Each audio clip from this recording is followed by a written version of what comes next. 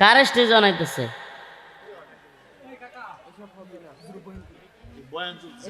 কি শুরু করছেন আপনারা? আমি কিচ্ছু বুঝতে পাইতেছি না।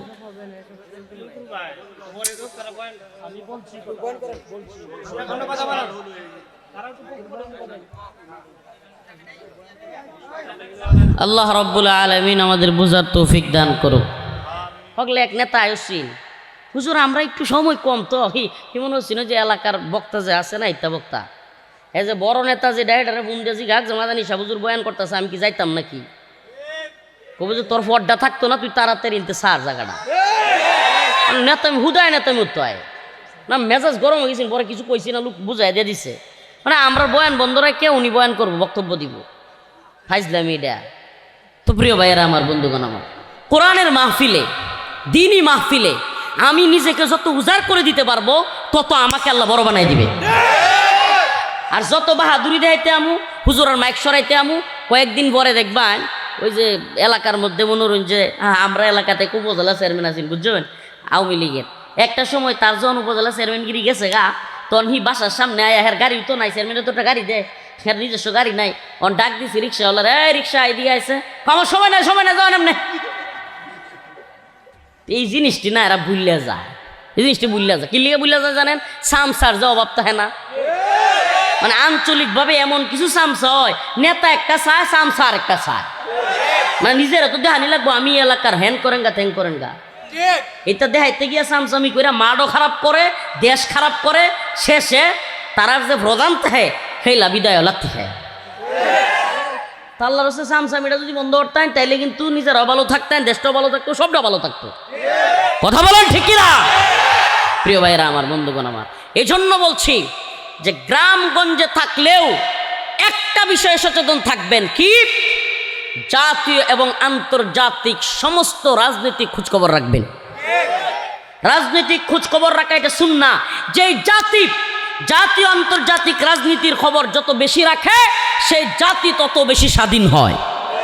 আর যে জাতি ডাইল দেখায় আইল দেখাইতে যায় সেই জাতি গোলাম হয়।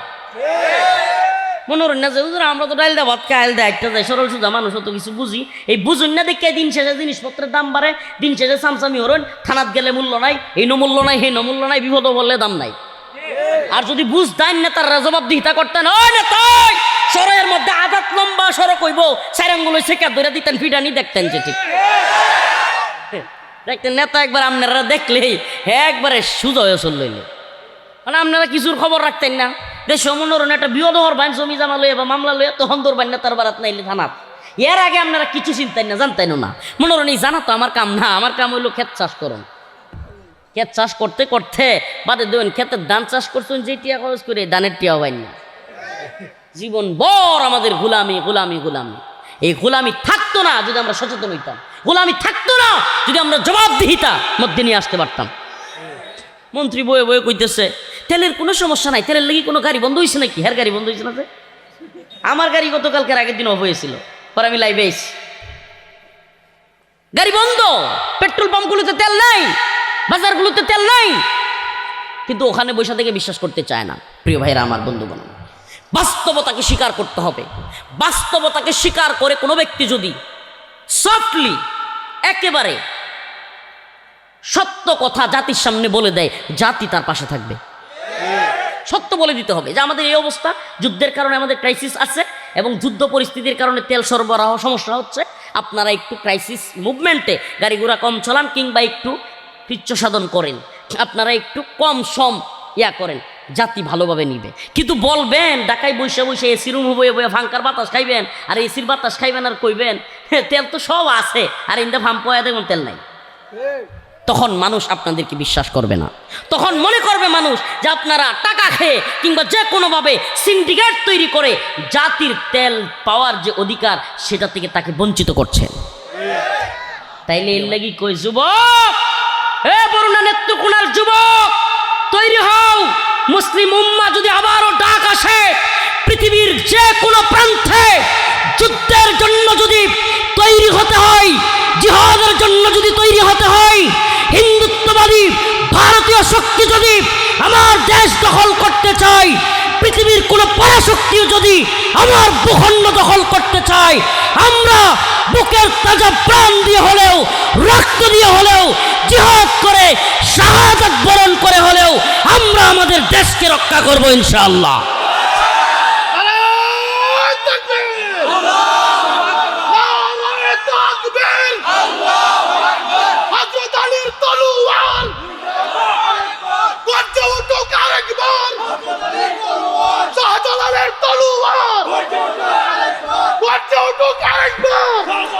এই জন্য আমরা আপনাদেরকে সুস্পষ্ট ভাষায় আপনাদের কাছে এই মেসেজটা দিয়ে যাইতে চাই, মুসলমান গদবাদা জিন্দিগি পরিহার করেন।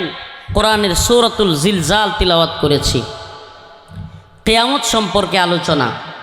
তো যে কথা বলতেছিলাম যে যুব সমাজ রমাদান আসলো, নামাজের দিকে যায়, মসজিদের দিকে যায়, মাশাআল্লাহ তারাবির নামাজ পড়ে, অনেক যুবকদের মাথায় টুপি দেখা যায়, যুবকরা সুন্দর সুন্দর হাদিস ফেসবুকে পোস্ট করে বা বিভিন্ন কিছু।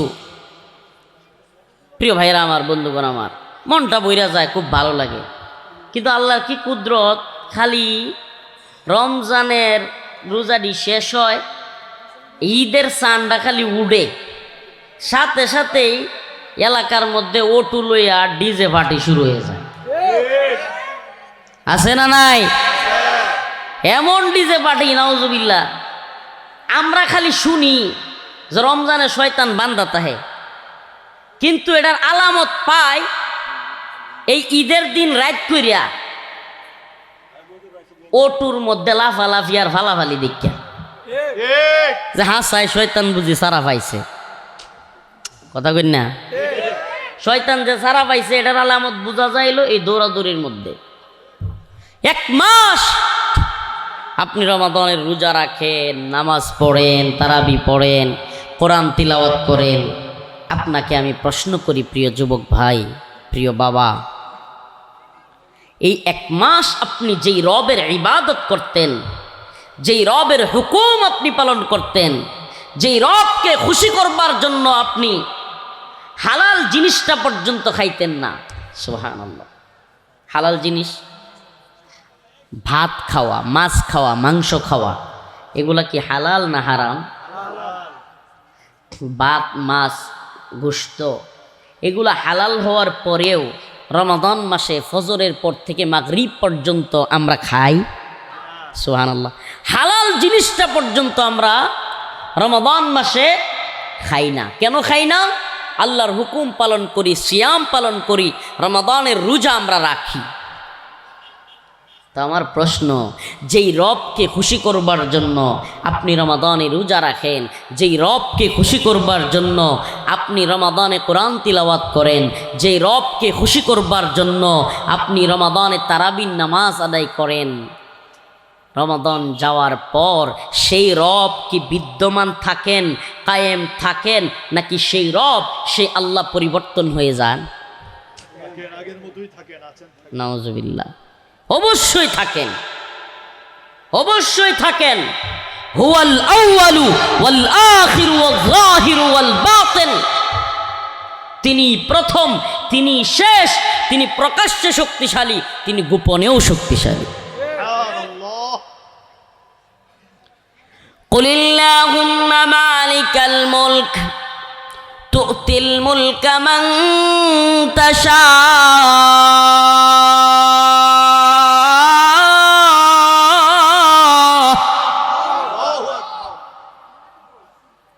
وتنزع الملك ممن تشاء وتعز من تشاء وتذل من تشاء بيدك الخير إنك على كل شيء قدير।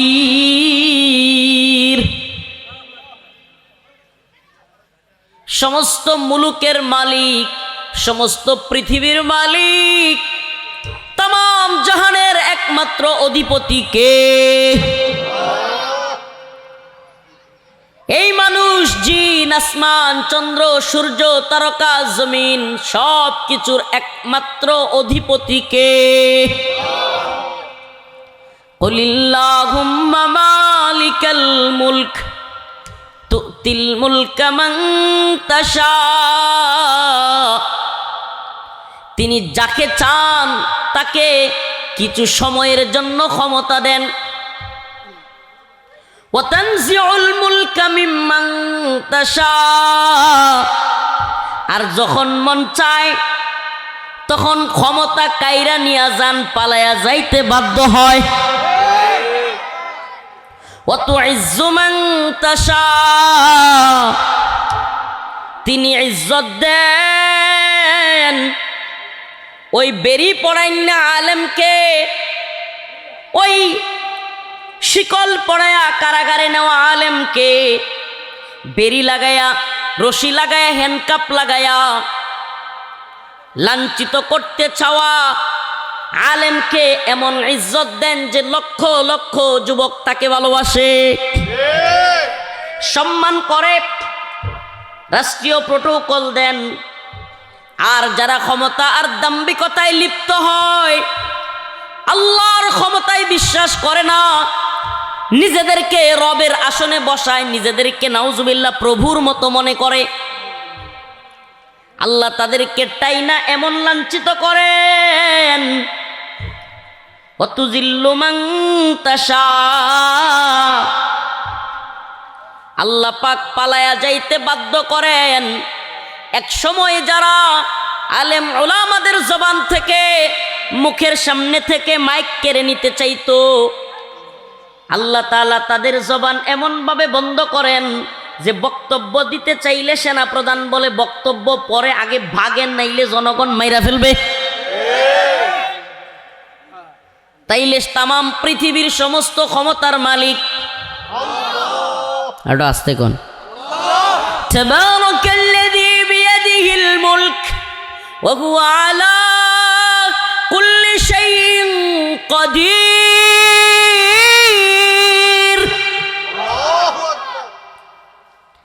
এই সাজানো গোছানো তামাম পৃথিবী, এই সুজলা সপলা তামাম পৃথিবীর সব কিছুর একচ্ছত্র নিয়ন্ত্রক একমাত্র কে? আবার যার মন চাইলে সব কিছু ধ্বংস করে দিতে পারেন, সব কিছু চুরমার করে দিতে পারেন, সব কিছু তছনছ করে দিতে পারেন। আজকের ক্ষমতাসীন আর দাম্ভিকরাও শিক্ষা নিতে হবে। তিনি 17 বছর ক্ষমতায় থাকা দাম্ভিকদের যেমন পতন ঘটিয়েছেন, যদি নতুন করেও কারো মধ্যে দাম্ভিকতা চলে আসে, অহংকার চলে আসে, কারো উপরে জুলুম করা শুরু হয়, আলেম উলামাদের সাথে যদি খারাপ ব্যবহার শুরু হয়, ওই রব এখনো আছেন, ছিলেন, থাকবেন। অতএব আমরা কেউ যেন ক্ষমতার দাম্ভিকতা আর অহংকার না দেখাই। আল্লাহ তাআলা বুঝার তৌফিক দান করুন। সব তছনছ করে দিতে পারেন কে? ইযা যুলজিলাতিল আরদু জিলজালাহা ওয়া আখরাজাতিল আরদু আসকালাহা। ইযা যুলজিলাতিল আরদু জিলজালাহা।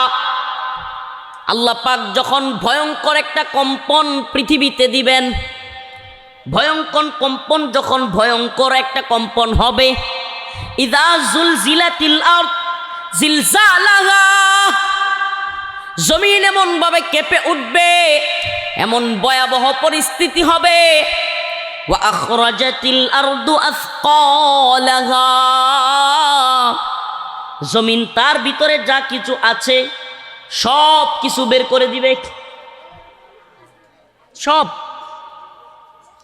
জমিনের ভিতরে থাকা মৃত লাশগুলো বের হয়ে আসবে, জমিনের ভিতরে থাকা স্বর্ণ গহনা, টাকা পয়সা, ধন দৌলত যা কিছু আছে এই দুনিয়াতে, যার জন্য চুরি করেছেন, যার জন্য চিন্তায় করেছে, যার জন্য মারামারি খুনাখুনি করেছেন, ওই সমস্ত ধন সম্পদগুলো তুলা তুলা, শিমুল তুলা দেখছেন?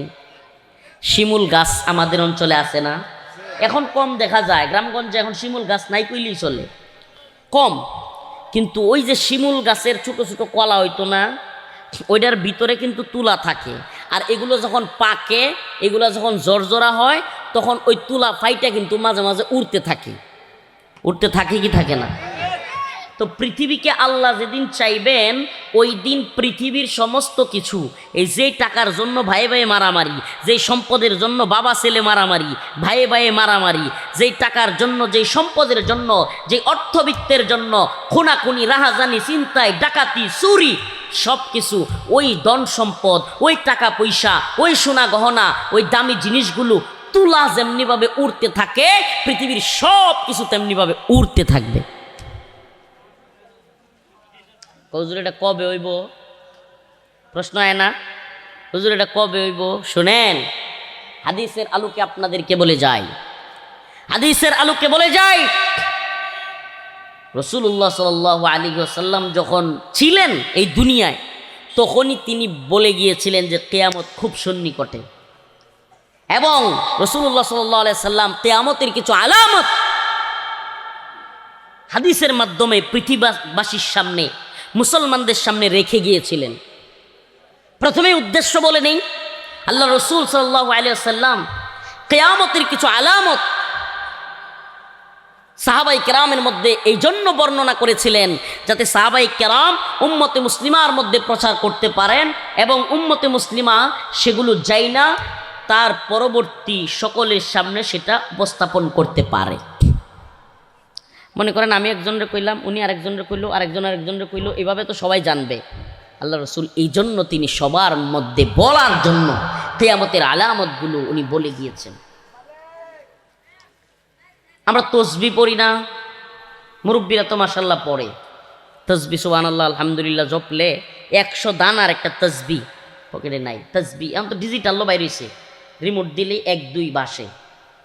তো এই যে যেগুলো দানাওয়ালা তসবিহ, 100 গুণী বা 1000 গুণী এরকম দানাওয়ালা তসবিহ, কোনো একটা পার্ট, কোনো একটা যদি ছিঁড়ে যায় কোনো এক দিক থেকে, একটা ছিঁড়ে যাওয়ার সাথে সাথে আরেকটা পড়ে যাবে কি যাবে না?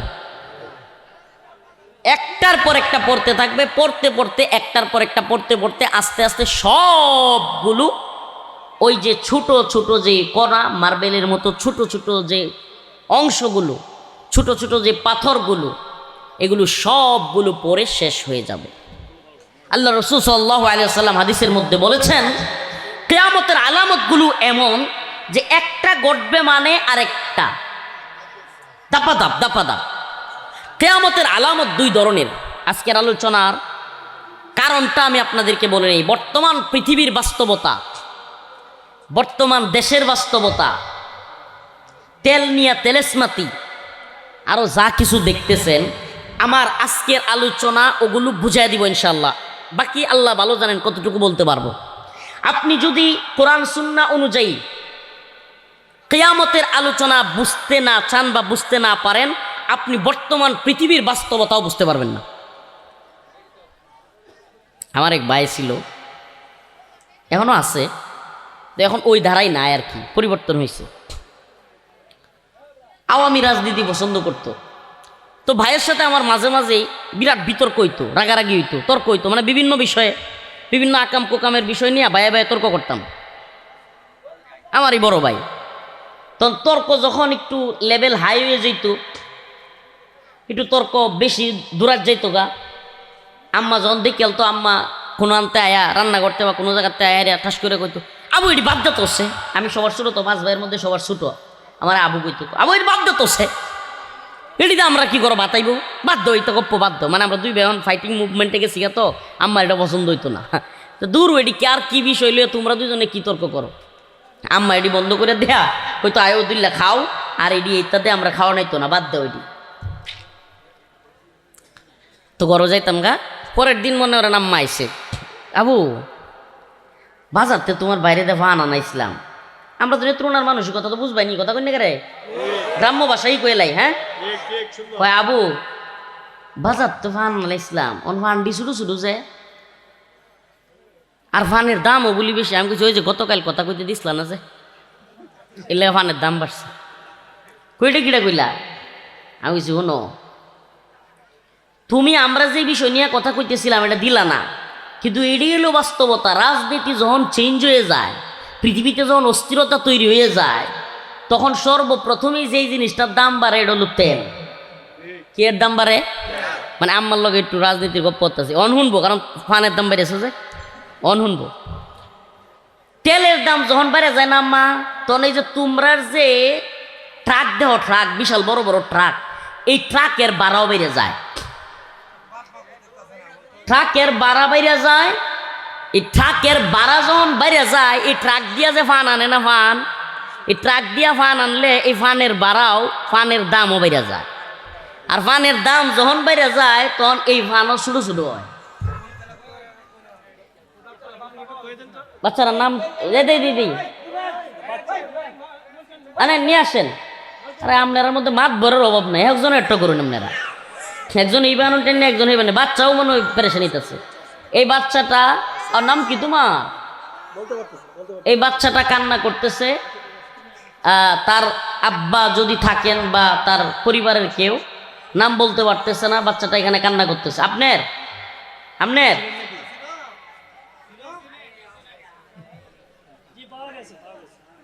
একটা হাওয়া তো বিদেশ তাইছে নাকি? হাওয়া তো যাইব বরিশাল তাইছে, আপনার বাচ্চা তো এনতে। তো যাই হোক, আব্বু পাইছে। আচ্ছা যাই না, আপনি একটু সামলাই আই নাকি তো কইতেছে। এই যে দেরি হয়ে যাবো, আপনারা তো দিতেছেন শেষ করিয়া। তো কইতেছিলাম, আম্মারে কইলাম যে আম্মা, এই যে গতকালকে যেটা লয়ে কথা কইতেছিলাম এটা দিলা না। এটা হলো রাজনীতি যখন সমস্যা হয়ে যায়, তখন ফইলাই যেটা দাম বাড়ে, এটা হলো তেল। কি এর দাম বাড়ে? তেলের দাম যখন বাইরে যায়, তখন তেল দিয়া যা গাড়ি চলে, যত গাড়ি চলে, এই গাড়ির ভাড়াও বেড়ে যায়।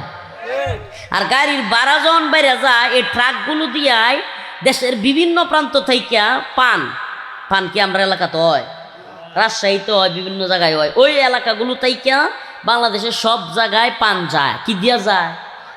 ট্রাক দিয়া। ট্রাক কি দিয়ে চলে? তেল দেয়া। আম্মা কইলাম তেল দিয়া চলে, তেলের দাম বেড়েছে রাজনীতিক আন্তর্জাতিক অস্থিরতায়। আর এই যে এখন ট্রাকের ভাড়াও বেড়েছে, আর ট্রাক দিয়া ফান আনে, ফানওয়ালারাও ফানের দাম বাড়াই দিছে। আর ফানের দাম যখন বেশি তাহে, তখন বড় ফানের ভিতরে ফানওয়ালারা ইচ্ছা করে ছোটো ফান ঢোয়া দেয়। এই হলো তোমার কারণ। কো আচ্ছা, ও আমি বুঝছো। এটা এই উদাহরণ দেওয়ার কারণ হলো যে আমরা গ্রাম সমাজে কিয়ামত নিয়ে আলোচনা, জাতীয় আন্তর্জাতিক বিষয়ে কথা কইলে অনেক মুরব্বীরা কয়, হুজুর আরে আনছি একটু ওয়াজ করবো।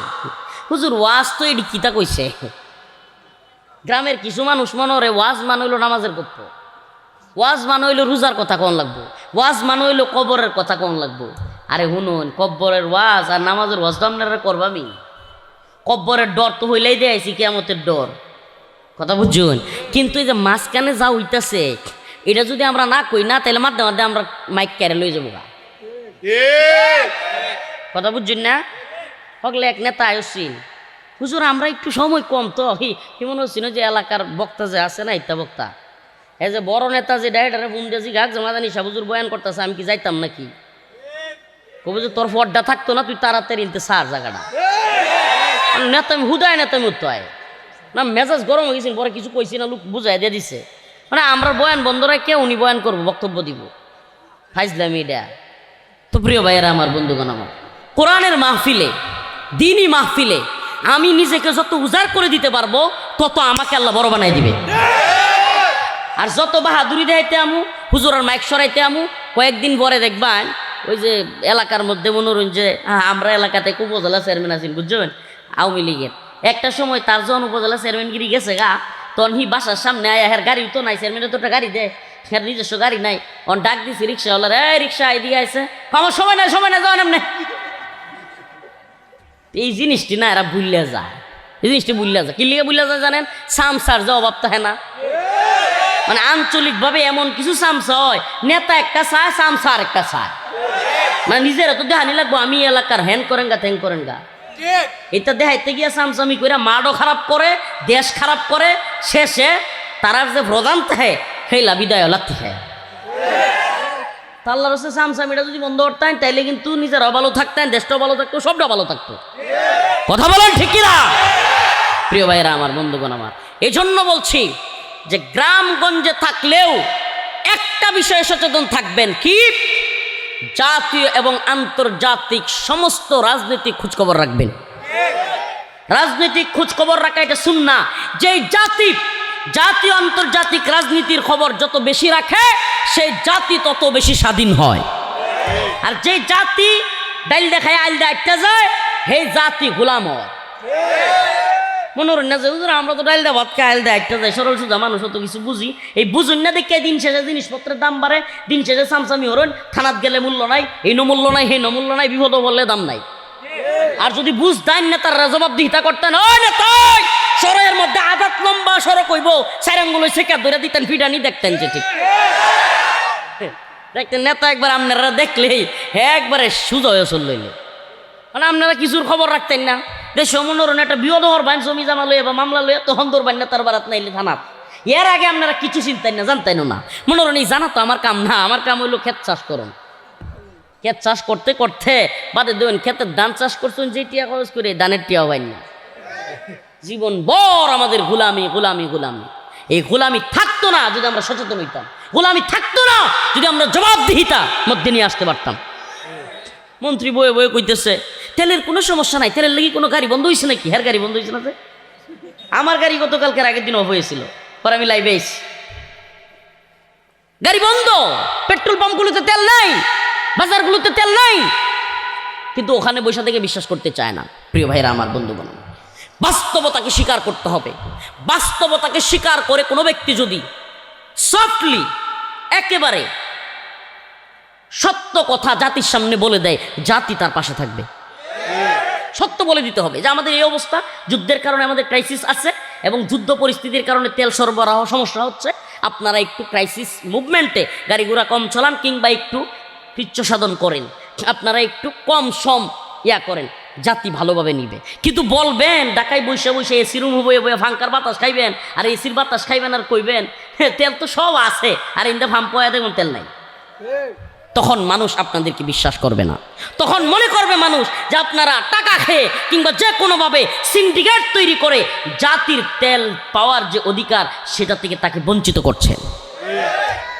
প্রিয় ভাইরা আমার, বন্ধুগণ আমার, সূরাতুল জিলজাল তিলাওয়াত করেছি, গুরুত্বপূর্ণ একটা সূরা। কিয়ামত আসার আগে ভয়াবহ কিছু বিষয় ঘটবে, তার মধ্যে অলরেডি কিছু বিষয় ঘটে গেছে। কিয়ামতের আগে দুই ধরনের আলামত প্রকাশ পাবে। কয় ধরনের? দুই ধরনের। এক নাম্বার আলামত হলো আলামত সুগরা, ছোট ছোট আলামত। কি এগুলো? ইলম উঠে যাবে, ইলম ইলম ইলম, কোরআন সুন্নাহর ইলম উঠে যাবে, জিনা বেড়ে যাবে, বেবিচার বেড়ে যাবে, চিন্তায় বেড়ে যাবে, খুন খারাপি বেড়ে যাবে, রাহাজানি বেড়ে যাবে, মাদক বেড়ে যাবে। বলেন যেগুলো বলছি কমছে না বাড়ছে? একটু আড্ডু না অনেক বেশি? ওরে বাবা, রমজানের 30টা দিন দেশটা মনে হইতেছে কত বালা বালা বালা বালা বালা। সানরাইটার দিন মদ খাওয়া শুরু, নতুন কইরা সানরাইটার দিন নাউজুবিল্লাহ মদ খুরবারে। এই কি সে তোর রমজানের 30 দিন এত ভালো চললো, এখন রাত্রে রমজান মাসে এই ডিস্কু ইয়ার মধ্যে ওটুর মধ্যে লাগাই 8-10 জনে মিললে না নাচলে তোর ঈদই হইতো না। তোর ঈদ তো আল্লাহর ঈদ না, আল্লাহ দিছে ঈদ মুসলমানদের আনন্দ করবার জন্য, আর তোরটা তো শয়তানের ঈদ। কথা বলেন না কেন? আল্লাহ পাক আনন্দ করতে দিয়েছেন। বন্ধু বান্ধব একত্র হও, মুড়ি খাও কিংবা গরুর গোশত রান্না করে খাও, পূর্বের স্মৃতিগুলো নিয়ে আলাপ করো, গল্প করো, একটু বিনোদন করো, খেলাধুলা করো। আল্লাহ নিষেধ করছে? বলে নিষেধ করছে? ওমা, আল্লাহ ঈদ দিছে আনন্দ করবার জন্য, সুন্নার মধ্যে থেকে, দিনের মধ্যে থেকে। আল্লাহ ঈদ দিছে ল্যাংডা হয়েছে লোক নাচার লেগিয়া, হ্যাঁ, ডিজে পার্টি বাজানোর লেগিয়া। ভাইয়া আমাকে ঘুরতে নিয়ে যাইও, এই একটা নিউজ আসছে, ভাইয়া আমাকে ঘুরতে নিয়ে যায় বইলা ঘুরাইতে নিয়ে গা ধর্ষণ করছে।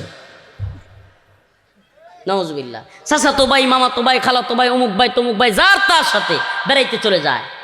জাস্ট ফ্রেন্ড, বয়ফ্রেন্ড, গার্লফ্রেন্ড, কি একটা কালচার আমাদের সমাজে তৈরি হয়েছে। ঘুরতে চলে যায়, দিন শেষে নাউজুবিল্লাহ ধর্ষণের শিকার হয়।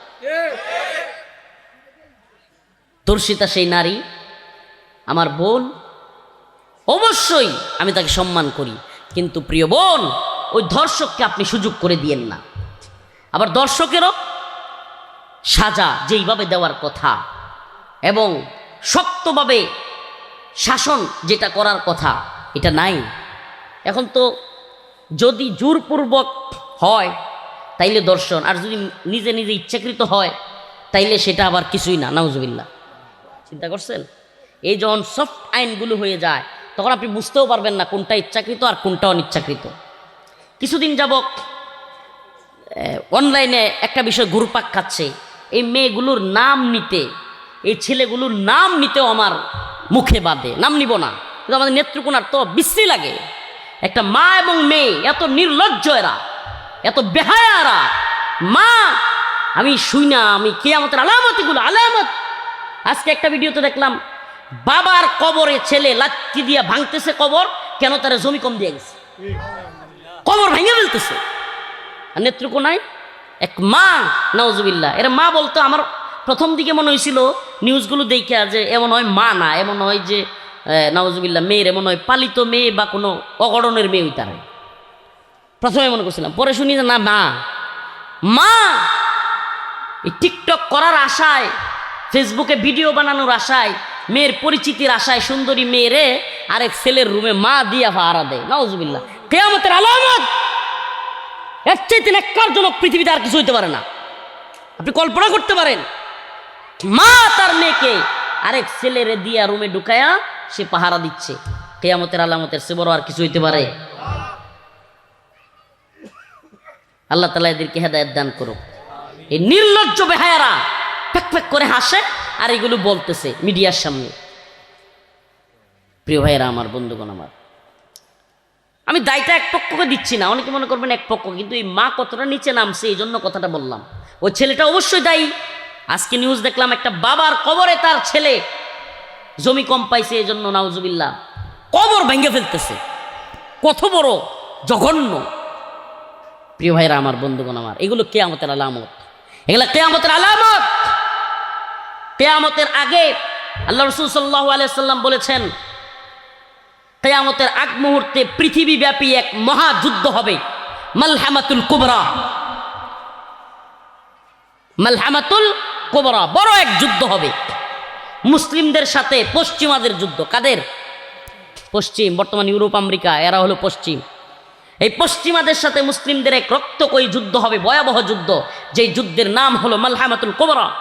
হাদিসের মধ্যে আসছে ওই যুদ্ধটা হবে একটা চুক্তি ভঙ্গ করার কারণে। কিসের কারণে? চুক্তি ভঙ্গ। আর এই চুক্তি ভঙ্গ করবে কারা? এই চুক্তি ভঙ্গ করবে ওই পশ্চিম। চুক্তিটা কি, এই বিষয়টা নিয়ে বিস্তারিত জানা যায় না।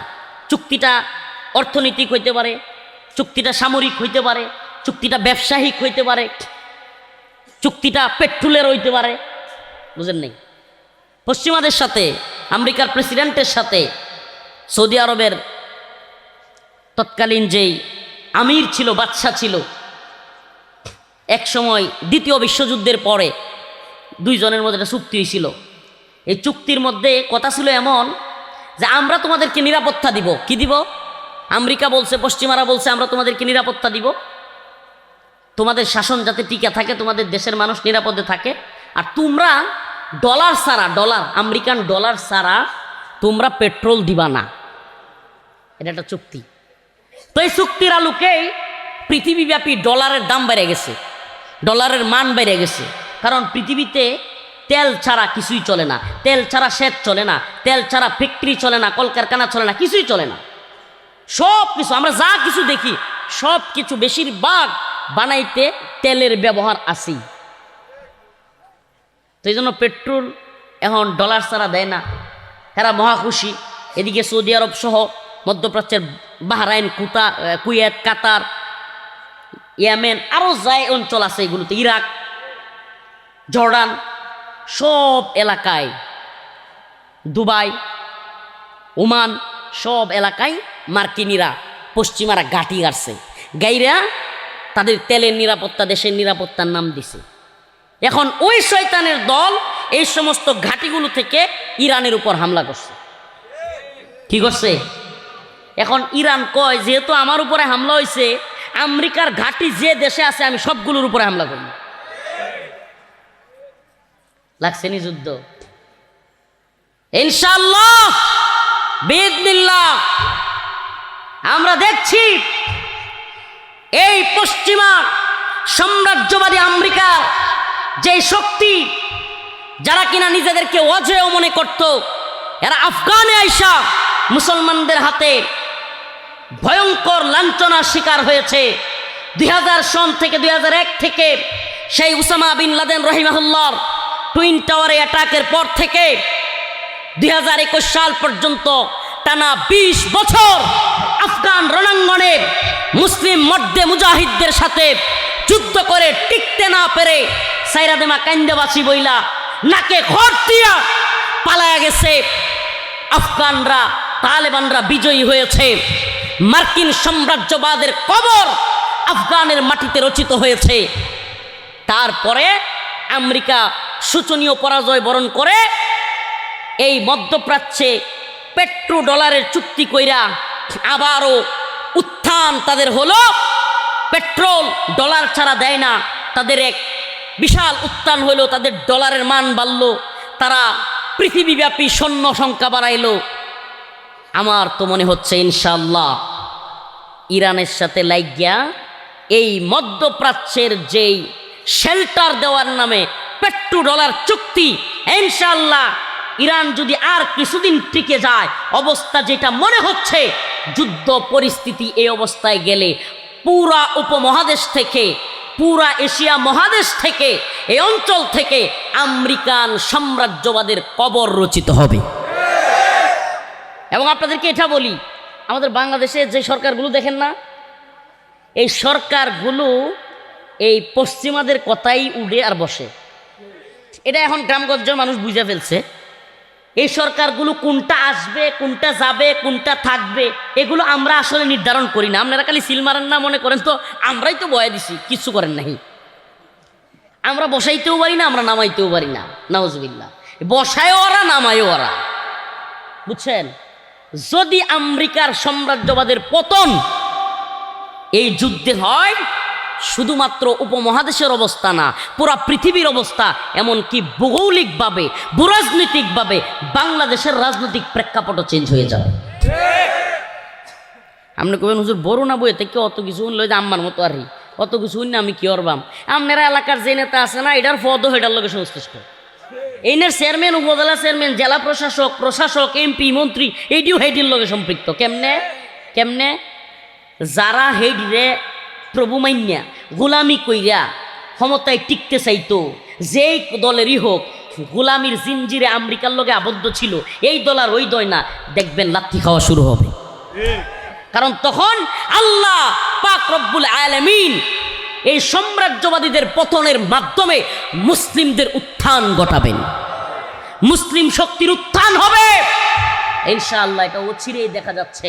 অতএব মালহামাতুল কুবরা, জানি না এই যুদ্ধের মাধ্যমে কিয়ামতের দিকে যাবে কিনা, মালহামাতুল কুবরার দিকে যাবে না, যাবে কিনা আমি, আল্লাহ মাফ করুক, এটা বলছি না এটা মালহামাতুল কুবরা, কিন্তু পৃথিবী আল্লাহর রসুলের বর্ণনা অনুযায়ী পৃথিবীর বড় যে যুদ্ধ, ওই যুদ্ধের দিকেই আমার মনে হচ্ছে পৃথিবী যাচ্ছে। বড় এক যুদ্ধ হবে। হাদিসের মধ্যে আসছে, আল্লাহ রসুল বলেন যে ওই যুদ্ধে ওই যে উটগুলো, ঘোড়াগুলো নিয়ে যাচ্ছে, খাপকুলা তরবারি নিয়ে যাচ্ছে ঘোড়া, ওইগুলো আমি যেন দেখতে পাচ্ছি সাদা বর্ণের, বা এই কালারগুলো সহ রসুল হাদিসের মধ্যে বলেছেন। সুবহানাল্লাহ বলবেন না? তাইলে প্রশ্ন আসে না, আল্লাহ রসুল কালার সহ বলতেছেন ঘোড়ার, তাইলে এখন তো তীর তলোয়ারের যুদ্ধ নাই, ঘোড়ার যুদ্ধ নাই। পৃথিবীতে এখন আপডেট হয়ে গেছে, পৃথিবীতে এখন পরমাণু যুদ্ধ চলে, মিসাইলের যুদ্ধ চলে। এক দেশ থেকে, এখানে ইরানে বসে থেকে ওই আমেরিকায় মিসাইল মারতে পারে এমন মিসাইলও আছে। তাইলে আল্লাহ রসুল যে কইল হাদিসের মধ্যে, আবার এই ঘোড়া দেখতেছে আল্লাহ রসুল কিয়ামতের আগে, এটা তাইলে কি? সুবহানাল্লাহ। এগুলো হাদিস গাটলে, ফিতনার হাদিসগুলো পড়লে ইনশাআল্লাহ আপনারাও পড়তে পারেন, এখন বাংলা পাওয়া যায়। ফিতনার হাদিসগুলো পড়লে বোঝা যায় যে ওই যে মালহামাতুল কুবরা হবে, ওই মালহামাতুল কুবরাই এই বড় যুদ্ধে এই যত অস্ত্রশস্ত্র দেখেন না, সব কিছু ধ্বংস হয়ে যাব। কয় হুজুর কেমনে ধ্বংস হইব? এই সব কিছু চালাইতে হইলে তেল লাগে। অলরেডি পাগলা ডোনাল্ড ট্রাম্প এই যুদ্ধে যখন আটকা গেছে, সে মনে করছিল, এই পাগলে মনে করছিল যে আমি শুধুমাত্র ইরানের যে সর্বোচ্চ ধর্মীয় নেতা আয়াতুল্লাহ আলী খমিনিরে হত্যা করবো, আর ইরানের জনগণ খুশিতে আমারে মনে হয় ফুলের তোড়া দিয়া আমেরিকা থেকে আইনা ফুলের তোড়া দিব, আর তাদের নতুন সরকার আমি বসায় দিব।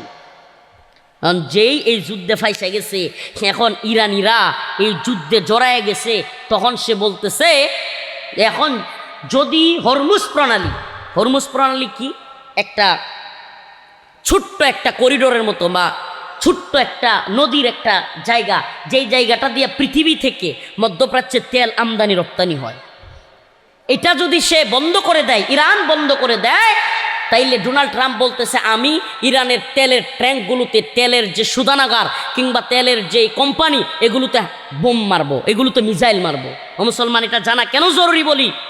যদি সত্যি তেলের ডিপুতে ইরানে হামলা চালায়, ইরানও মধ্যপ্রাচ্যের সমস্ত তেলের ডিপুতে হামলা চালাবে। আমারে বলেন তেল ধ্বংস হবে না? হবে না?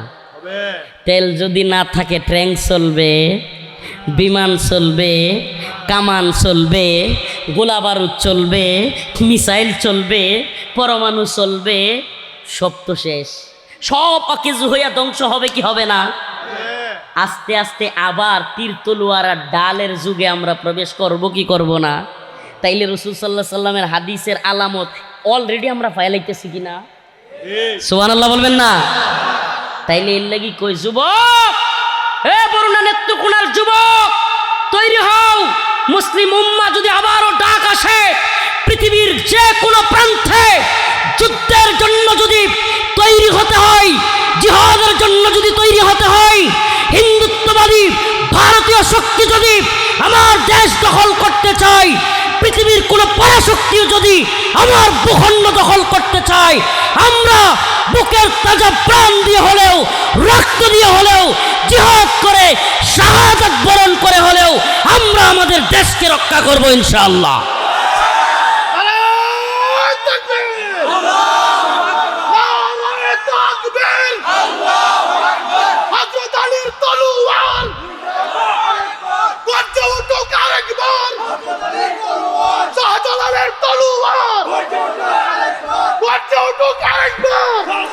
এই জন্য আমরা আপনাদেরকে সুস্পষ্ট ভাষায় আপনাদের কাছে এই মেসেজটা দিয়ে যাইতে চাই, মুসলমান, গদবাদা জিন্দিগি পরিহার করেন। আপনি মনে করতেছেন হাইরে আমি তো ভালোই আছি, এলাকার নেতা মিউটিক আছে, সব তো চলতেছে, কিচ্ছু চলতো না, সব বন্ধ হয়ে যাবো আস্তে আস্তে। নাউজুবিল্লাহ। বন্ধ হোক আমরা চাই না, কিন্তু বাস্তবতা আমরা দেখতেছি জাতীয় আন্তর্জাতিক পরিস্থিতি ক্রমেই ভয়াবহতার দিকে যাচ্ছে। ইনশাআল্লাহ যদি আমাদেরকে লড়তে হয় আমরা লড়বো কিনা? যদি আমাদেরকে দ্বীনের জন্য, ঈমানের জন্য, ভূখণ্ডের জন্য জীবন দিতে হয় দিব কিনা? আল্লাহ তাআলা আমাদেরকে কিয়ামতের খারাপ গুণগুলো থেকে, যেগুলো রাসূল সাল্লাল্লাহু আলাইহি সাল্লাম বলেছেন, সেগুলো থেকে বেঁচে থাকার তৌফিক দান করুন। আল্লাহ তাআলা আমাদেরকে রোজার মতো করে নামাজ পড়ার, নফল ইবাদতগুলো করবার তৌফিক দান করুন। আল্লাহ তাআলা আমাদেরকে রোজায় যেভাবে আমরা হারাম কাজ করি নাই, খারাপ কাজ করি নাই, আল্লাহ তাআলা আমাদের সেগুলো থেকে বেঁচে থাকার তৌফিক দান করুক। ওয়া আখিরু দাওয়ানা আনিল হামদুলিল্লাহি রাব্বিল আলামিন। আসসালামু আলাইকুম ওয়া রাহমাতুল্লাহি ওয়া বারাকাতুহু। আমি যেই সূরা তিলাওয়াত করলাম, সংক্ষিপ্ত কিছু আলোচনা করলাম, ভুল ত্রুটি হলে ক্ষমা সুন্দর দৃষ্টিতে দেখবেন। আজকে বিস্তারিত আলোচনা করবারও সুযোগ পাইলাম না, দয়া করে ক্ষমা চাচ্ছি।